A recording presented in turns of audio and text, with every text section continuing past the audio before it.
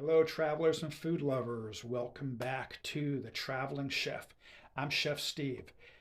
Being a trained chef, even I want to be able to spend some time and save some brain cells once in a while.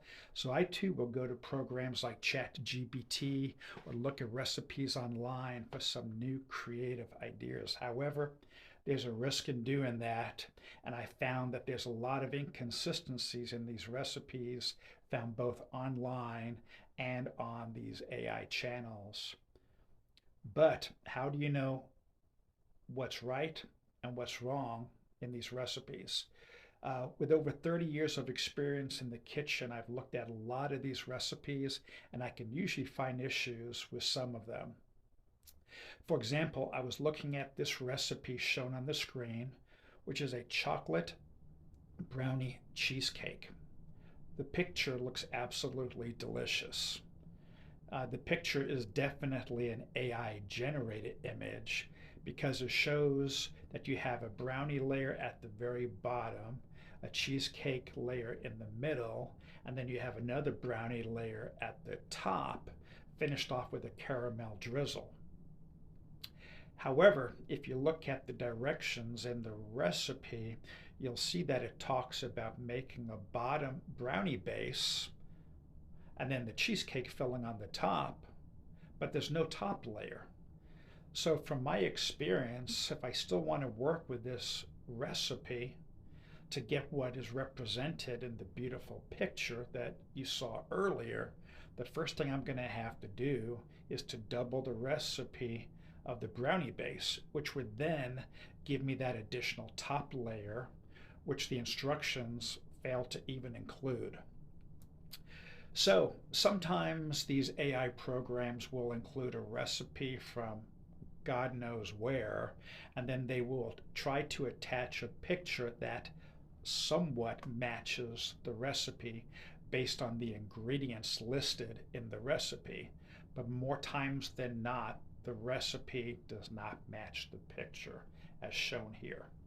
I've also learned that a lot of these recipes are not as good as you might think they are quality-wise.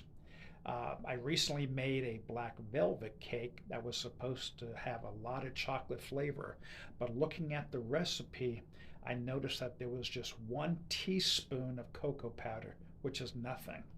I had a lot of skepticism on the recipe when I saw that because other recipes I've used in the past, and there's been lots of them, includes a lot of cocoa powder, which gives it a nice rich chocolate flavor, or it had a good quality melted chocolate in the batter. But with only 1 teaspoon of cocoa powder, I definitely had a concern once I read this recipe of how chocolatey it could possibly be with only 1 teaspoon of cocoa powder. I was optimistic. I gave it a chance and it was terrible. The cake was moist, but it had absolutely no flavor whatsoever. I later found out that this was another one of those AI generated recipes, so in the trash it went. So, what does all this mean to you? If you're making a family member's wedding cake, anniversary cake, birthday cake, or inviting people over for a special dinner and plan on trying one of these new cool looking AI recipes, I strongly suggest that you try it out first before you possibly embarrass yourself in front of your family and end up with something that doesn't taste good at all.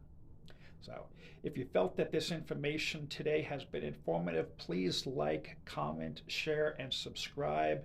This is a brand new channel, so we would really love the support to keep it going. Until next time, keep traveling, keep cooking, keep tasting, and we'll see you on the next adventure. Ciao.